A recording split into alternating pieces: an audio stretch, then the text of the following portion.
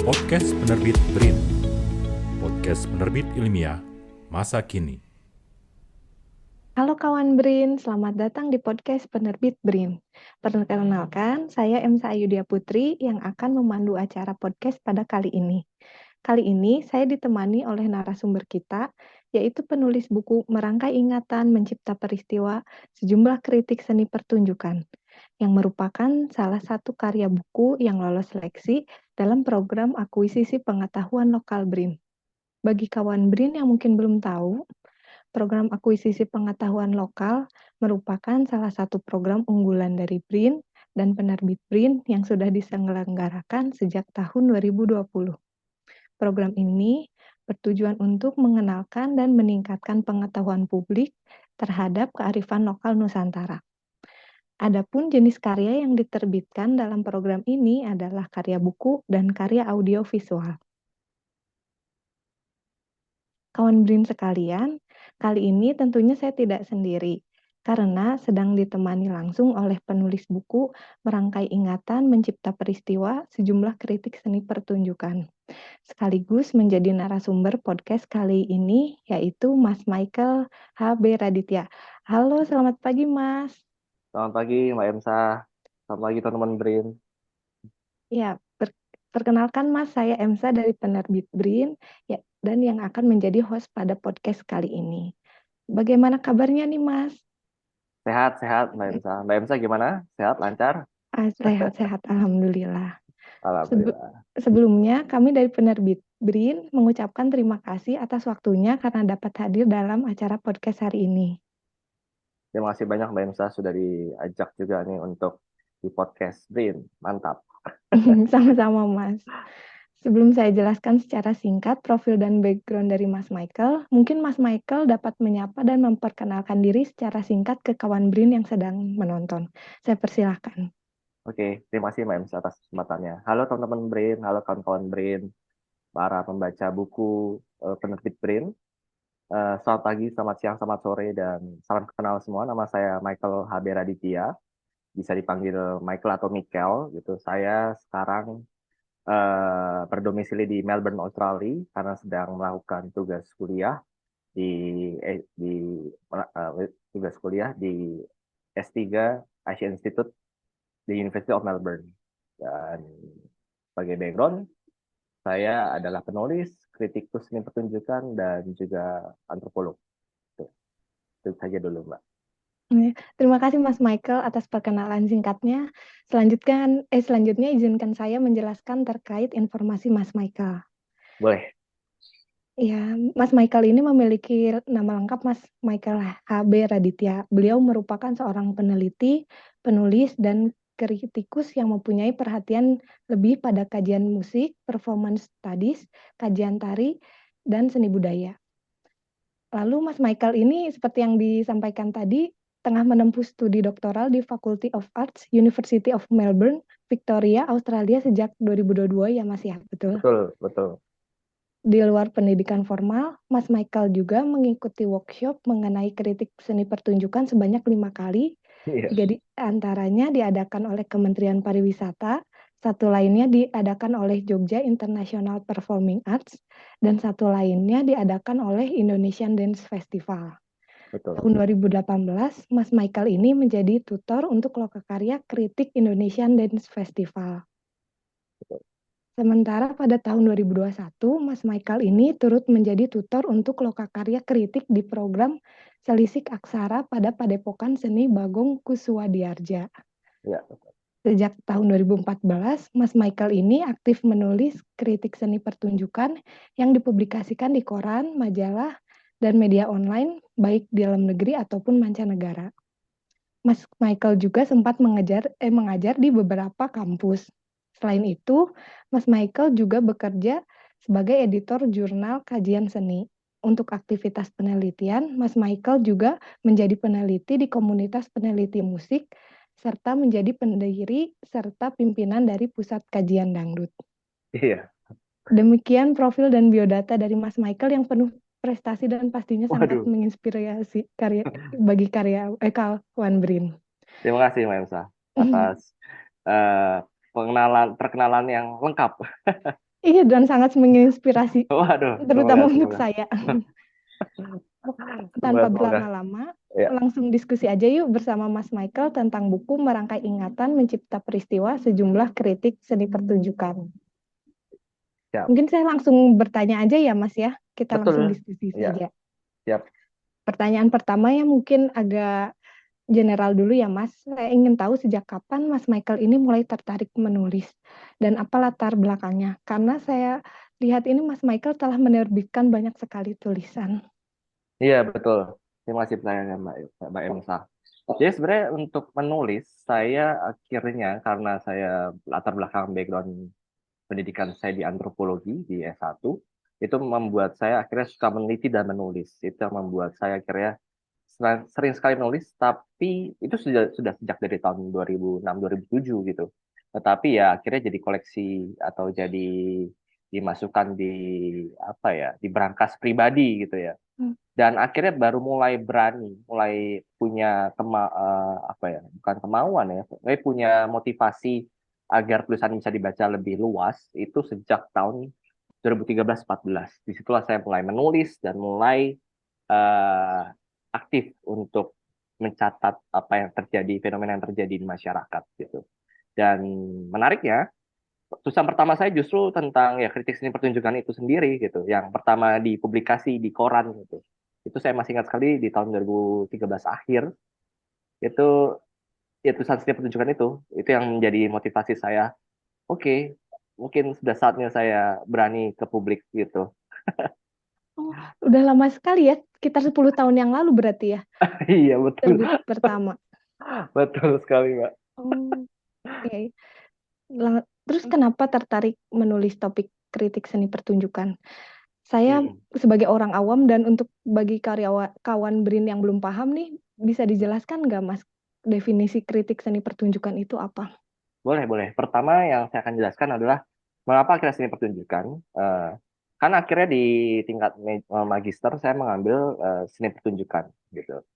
Dan akhirnya saya berhadapan dengan banyak tontonan seni gitu yang bagi saya sayang sekali hanya terlewatkan begitu saja ya. Dan saya merasa bahwa seni pertunjukan itu adalah fenomena-fenomena dan potongan-potongan fenomena atau pencatatan melalui seni atas fenomena yang terjadi di masyarakat, dan kupikir itu harus dicatatkan juga bahwa agar kelak itu pembaca-pembaca tahu bahwa oke, bagaimana sudut pandang seniman di zaman tertentu gitu, bagaimana kreativitas seniman di era tertentu, itu yang bagiku menjadi harus dicatat nih dan harus ditulis gitu. Itu akhirnya motivasiku gitu. Tapi ini juga berhubungan dengan bagaimana latar belakangku berkenaan dengan mengikuti workshop seperti tadi perkenalan di apa diartikulasikan Mbak Emsa. Aku mengikuti workshop ya aku bilang namanya coaching teknik nulis pertunjukan ya. Itu akhirnya membuatku termotivasi untuk terus nulis karena aku kebetulan dapat tutor yang apa ya, yang keren-keren lah di bidangnya, dalam arti di bidang seni pertunjukan dan di bidang jurnalistik. Itu yang memaksaku bekerja lebih ekstra untuk menuliskan dan punya daya dan energi untuk terus menulis. Disitulah akhirnya aku bekerja untuk menuliskan seni pertunjukan gitu. Lalu kalau misalnya ditanya untuk teman-teman BRIN yang belum tahu tentang apa sih kayak kritik seni pertunjukan tuh ngapain akhirnya gitu ya. Kita tahu ya, dalam arti kalau di zaman dulu kita akan menemui bahwa kritis pertunjukan tuh macam dia judging ya, dia kayak kalau di MasterChef tuh kayak kayak ada chef Juna, ada chef Arnold yang Iya. akhirnya mengomentari gitu ya. Di era-era lampau seperti itu memang dia ditugaskan untuk melihat bahwa sebuah sajian pertunjukan ini apa maknanya, apa yang bisa dilihat, apa yang bisa dipetik gitu, apa yang bisa berguna untuk masyarakat, misalnya tidak berguna apa gitu. Dia akhirnya tugasnya judging, dia menjadi sangat posisi yang sangat dingin ketika itu, dan itu yang terjadi. Tapi kritis pertunjukan akhirnya berkembang terus dan berjalan berevolusi sekaligus gitu. Dan akhirnya bisa kita temui di era-era sekarang, kritik pertunjukan jadi berubah gitu. Dia menjadi jembatan antara seniman dan penonton gitu. Tapi alih-alih jembatan itu hanya mengakomodasi atau membuat yang satu dan yang lain bisa menyeberang, dia memberikan patokan-patokan tertentu agar penonton memahami seni, dan begitupun senimannya mendapat respons bahwa oke, karyaku udah sampai mana sih, apakah perlu ada yang diperbaiki apa yang tidak. Itu akhirnya yang kita bayangkan sebagai kritik seni pertunjukan gitu, Mbak Epsa. Oh, jadi apa pentingnya seorang kritikus itu dalam karya seni? Perantara seperti apa yang dilakukan oleh kritikus? Wah, itu menarik pertanyaannya. Jadi akhirnya dari penjelasan yang tadi gitu, itu turun dalam dimensi guru saya Sal Murgianto mengatakan bahwa ada bukan segitiga tapi segi empat seni pertunjukan gitu. Ada diagram seni pertunjukan yang tidak pernah terputus, bahwa ada senimannya, ada produsernya, ada penontonnya, dan kritikus juga harus ada. Jadi dia berbentuk ya segi empat ya, bisa gini terserah itu. Tapi itulah posisi seni pertunjukan, dalam arti kritikus akhirnya menjadi dia tidak dimaksudkan tidak membuat hierarkis macam dia menjadi penjelas ya, karena penonton pun juga punya daya untuk menginterpretasi gitu. Tapi dia bisa memberikan catatan-catatan yang penting yang sekiranya mungkin luput oleh penonton, atau sekiranya mungkin juga terlupa oleh senimannya. Nah, itu yang akhirnya menjadi peran penting kritikus, bahwa dia harus terus ada, karena untuk memancing dan menstimulasi seniman untuk terus berkarya dan lebih mempertanyakan fenomena yang ada, dan penonton untuk bisa lebih mempunyai sudut pandang yang berbeda atas melihat seni ataupun melihat kehidupan. Gitu dia. Menarik sekali. Jadi peran kritikus itu sangat krusial juga ya, Mas ya? Betul sekali, Mbak Emsa. Krusial, tapi kita tahu bahwa jumlah kritikus itu akhirnya sangat minim gitu. Karena pada dasarnya posisinya tidak semua orang mau menempati posisi itu, karena posisi itu ya bayangkan misalkan saya melihat pertunjukan itu, saya kira ada yang kurang nih. Ketika saya publikasi dan senimannya juga bilang, wah nggak terima saya, itu akhirnya jadi punya dimensi itu, dalam arti dia posisi yang anomali, dalam arti bisa disayang bisa dibenci sekaligus. Jadi kayak koin ya? Betul, sisinya dua ya. Iya, dua sisi. Itu Ya, dia. jadi ketika saya membaca buku ini cukup takjub, karena kalau nggak salah ada Terima kasih. 63 kritis terhadap seni pertunjukan ya, Betul. baik tari, musik maupun teater ada dalam buku ini. Betul sekali. Itu banyak sekali. Berapa lama mengumpulkan 63 catatan ini? Oke, Dan apa saja tantangannya? Oke, Mbak Emsa. Jadi akhirnya saya menulis kritik seni pertunjukan dari tahun 2013 gitu. Dan sampai hari ini saya masih menulis gitu. Dan jumlah 63 adalah jumlah seleksi dari 2 kali lipatnya. Jadi saya mungkin sudah menulis kritik seni pertunjukan lebih dari 100 gitu. Dan lebih dari 120 lah setahu saya. Lebih banyak ya? Dan akhirnya itu yang membuat saya harus menyeleksi, dan akhirnya saya menyeleksi itu di 63 itu. Tapi rentang waktunya itu terjadi sekitar 2013 sampai 2022. Itu dia. Berarti berapa? 9 tahun. 9 tahun saya menulis itu, dan saya yang memilih 63 tulisan saja. Gimana proses seleksinya itu, apa saja, Mas? Itu dia. Akhirnya kan kita kadang-kadang penulis bisa menjumpai, kita nulis, susah kita tinggalkan, misalnya udah dipublikasi, lalu di berapa tahun ke depan mendatang gitu, dia membaca lagi tulisannya, wah kurang nih, atau wah kurang nih gitu ya. Itu yang akhirnya membuat kita terus akhirnya berpikir bahwa mana yang harus diseleksi, dan akhirnya juga mementapkan kurasi macam apa yang harus ada di buku gitu. Akhirnya beberapa pertimbangan, seperti ada ide-ide tertentu yang aku masukkan dalam subbab-subbab yang bisa dibaca teman-teman BRIN di situ gitu. Ada subbab-subbab spesifik yang turunannya jelas bahwa seni pertunjukan macam apa yang digambarkan. Nah, itu yang jadi cara kurasiku untuk akhirnya memilih naskah-naskah yang kupikir menggenapi apa ideku di subbab-subbab tersebut gitu sih. Berarti proses kurasinya itu dilakukan oleh Mas Michael sendiri ya? Betul sekali. Kurasi, dan ya kurasi itu akhirnya baik ide dan sebagainya. Ya aku juga punya sparring partner, dalam arti aku juga akhirnya diskusi dengan guru-guruku, dan akhirnya menemukan ide-ide tersebut untuk lebih spesifik apa saja gitu sih. Itu dia. Ini Mas, saya sangat mengapresiasi bahwa tulisan Mas Michael ini sangat mudah dipahami oleh saya gitu ya. Wah, puji Tuhan, alhamdulillah.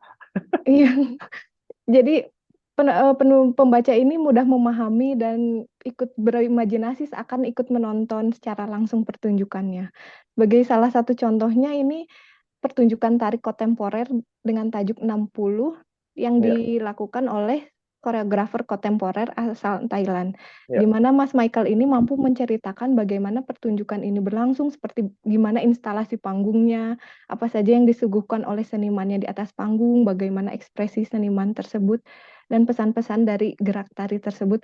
Hmm. Itu saya jadi ikut berimajinasi gimana saya jadi penonton di situ. Iya. Keren sekali, Mas. Wah, makasih banyak Mbak Emsa sudah membaca dan mengapresiasinya. Iya, keren banget. Jadi nggak berasa saya baca 63 catatan itu, kok udah selesai ya gitu. Terima kasih. Terus ada hal-hal menarik nggak Mas ketika melakukan riset itu?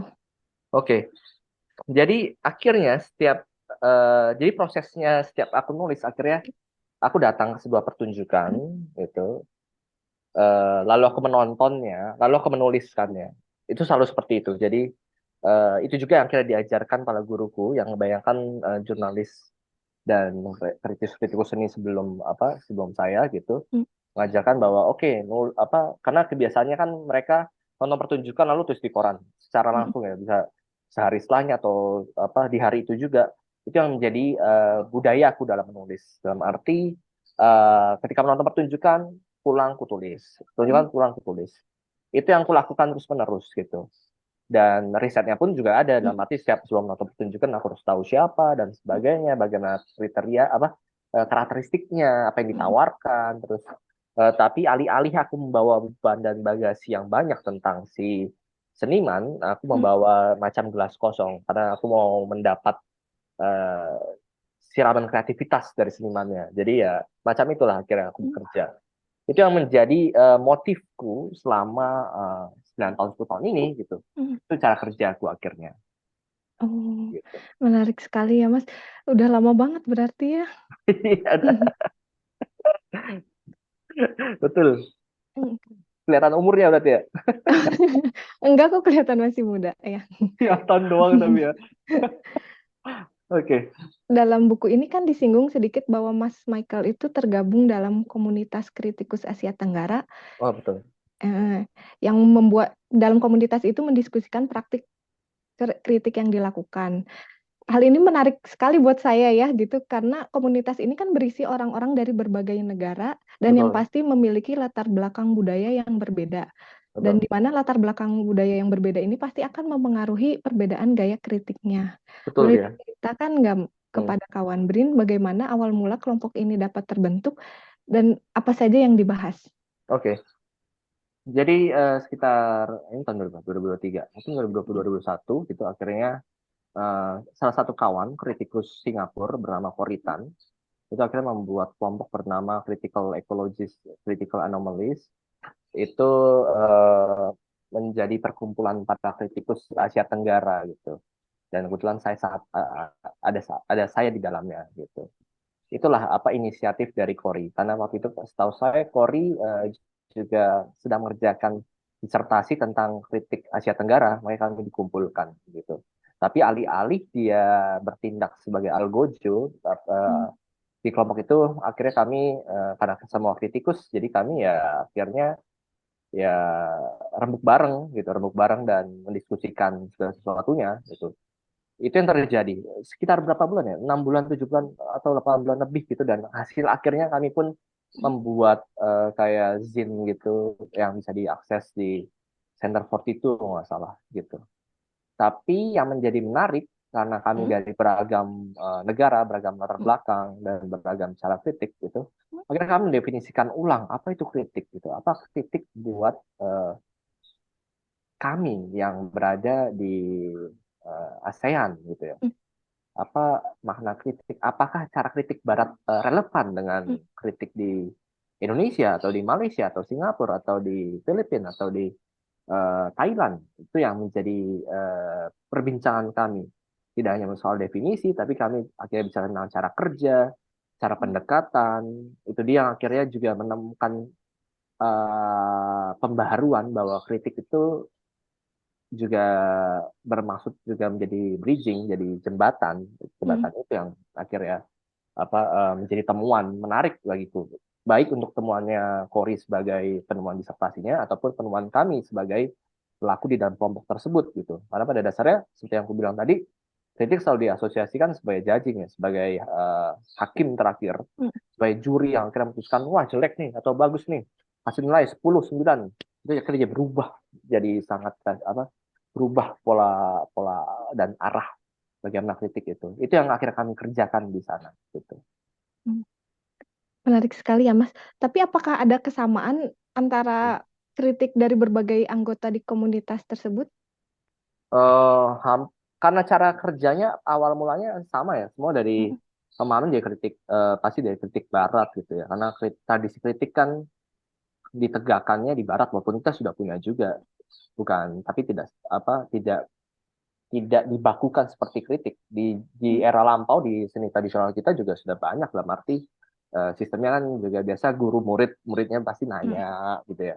Itu sebenarnya juga si guru sedang memberitahukan si murid, itu juga ada proses transmisi dan proses kritik sekaligus gitu. Tapi kan pembakuan itu dan cara kerjanya di elaborasi betul kalau di barat, arti tahapannya ini loh, misalnya pertunjukan ada evaluasi, ada bagaimana mengupasnya gitu-gitu. Kebanyakan dari kami mulai dari cara kerja yang sama. Tetapi alih-alih kita meneruskan, kita mempertanyakan gitu.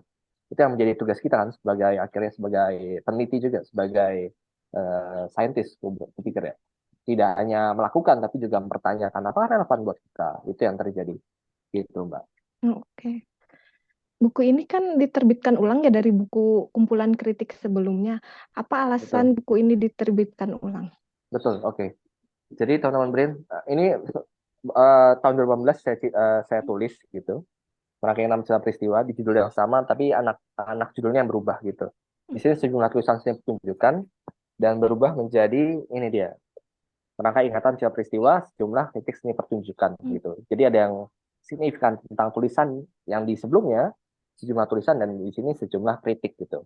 Dalam arti di sini saya lebih menegaskan kritik itu yang bagaimana gitu di buku ini gitu. Yang membuatku akhirnya menerbitkan ulang dengan Brin adalah keinginanku untuk membuat buku ini bisa diakses oleh siapapun gitu.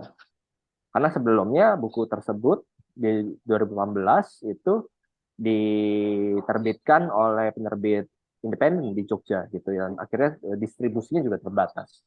Sedangkan di Brin gitu, saya akhirnya melihat website penerbit Brin dan melihat bagaimana sirkulasinya, dan saya pikir ini pilihan yang tepat untuk bisa membagikan ke khalayak secara cuma-cuma, dalam arti itu yang membuatku pendistribusian diseminasinya juga menjadi luas gitu. Dan itu yang ingin tunjukkan bahwa pembaca semakin luas, dan yang tahu pun bisa mengaksesnya secara bisa mengunduhnya di website gitu, di website penerbit Brin gitu. Itu yang kupikir jadi motivasi utamaku mengapa menerbitkan ulang gitu. Itu dia, Mbak. Oke. Berkaitan dengan buku yang tadi Mas tunjukin, covernya itu kan unik sekali ya, berbeda dengan cover buku sebelumnya, sangat Iya, jauh betul. berbeda. Bisa Ini ke ini dijelaskan? kan beda banget kan? Iya, beda banget. Yang ini kan kelihatan ada gambarnya, yang ini Agak titik-titik unik ya, doang, betul. iya. Bisa dijelaskan Mas Oke. makna covernya? Terima kasih, Mbak Emsa. Iya, ini orang-orang pasti juga bertanya, ini maksudnya apa? Iya. Titik-titik doang, ini buku geografi atau buku apa gitu ya? Iya, kayak teka-teki. Iya. Tapi itulah yang aku maksud. Dalam arti aku bersama desainerku, bernama Herdana Yoga Pratama, akhirnya kami berkolaborasi dan diskusi tentang apa itu kritik, dan akhirnya jadi seperti ini. Apa yang dimaksud seperti ini gitu? Jadi ini tentu ada titik ini bisa bermakna apapun gitu. Ini kami akhirnya maksud sebagai seni pertunjukan, dan menariknya adalah buku ini memang dimaksudkan untuk direspon oleh publik, direspon oleh pembaca sebebas mungkin. Kalau boleh saya kasih contoh, saya boleh share screen, Mbak Emsa, Iya, boleh. Silakan. untuk memberikan ilustrasi gitu. Oke. Sudah kelihatan ya? Ya, sudah. Jadi teman-teman Brain, ini yang saya maksud dalam arti titik-titik tadi, jadi akhirnya bisa direspon oleh siapapun, oleh pembaca yang punya secara fisik ataupun digital, untuk menjadikan buku ini sedekat-dekatnya dengan pembaca gitu. Jadi pembaca bisa menggambar itu merespons titik-titik ini menjadi apapun gitu, menjadi apapun. Bentar, selain itu saya juga mau share satu lagi. Tadi yang dibuat tadi gambar yang tadi, video yang tadi dibuat oleh seniman namanya Abe Riot gitu. Oh ini saya juga coba-coba sendiri ini, yang ini saya coba-coba sendiri nih. Mohon maaf, beda sama yang tadi. Yang tadi emang tangannya tangan seniman ya, agak beda. Kok ini tangan kaku ya gini. Kita lihat dulu. Ini akhirnya saya yang utak-atik ini. Saya di sini respon saya waktu itu cuma respon saya akhirnya ini kayak orang menari nih. Akhirnya saya gambar di perangkat lunak. Covernya ya. Covernya perangkat lunak ini. Nah ini dia. Akhirnya jadinya saya percepat dulu gitu. Jadinya seperti ini akhirnya. Jadinya tergantung imajinasi para Uh, pembaca masing-masing ya, Mas ya. itu dia. Itu yang mau Menarik banget. saya maksudkan menjadi respon publik bahwa pembaca bisa merespon buku ini dengan covernya khususnya dengan kehendak hati sebebas-bebasnya. Karena pada dasarnya itu juga yang saya masukkan dalam kritik. Dalam arti ketika melihat seni pertunjukan, subjektivitas itu pasti muncul. Itu yang akhirnya ditunjukkan dalam responnya. Itu yang mau saya kejar juga melalui cover, bahwa apa itu kritik dengan cara meresponnya. Responlah cover buku ini gitu. Dan pesan lainnya adalah bahwa kritikus itu kan dulu diposisikan hierarkis, tinggi sekali, dan akhirnya aku pikir zaman sudah berubah dan semua bisa melakukan itu. Dan itulah menjadi ajakan itu bahwa mari kita melakukan membudidayakan kritik untuk semuanya gitu. Jika tidak semuanya tidak masalah, tapi membuka pintu bahwa kritikus bisa dilakukan oleh siapapun gitu. Itu yang akan menjadi agenda dari cover ini, agenda Mas Herda dan aku khususnya tentang cover gitu ya. Gitu. Jadi teman-teman semua, para teman-teman pembaca dari penerbit Print, cover ini bisa direspon dan bisa tadi divideokan tadi kayak tadi, lalu bisa dikirim ke Instagram atau TikTok di program kami bikin nama MIMP Challenge. MIMP itu merangkai ingatan setelah peristiwa ya, challenge, tantangan ya. Dalam arti tantangan itu yang mau kami kerjakan. Jadi teman-teman bisa kasih hashtag MIMP Challenge dan dikirimkan ke sosial media kami gitu. Dan kita bikin galeri sama-sama, siapa tahu kita bisa bikin pameran gitu ya. Oh iya. Menarik sekali ya tantangannya. Bagi kawan Brin yang belum baca buku ini, bisa dibaca dan diunduh secara gratis di website penerbit Brin ya. Betul.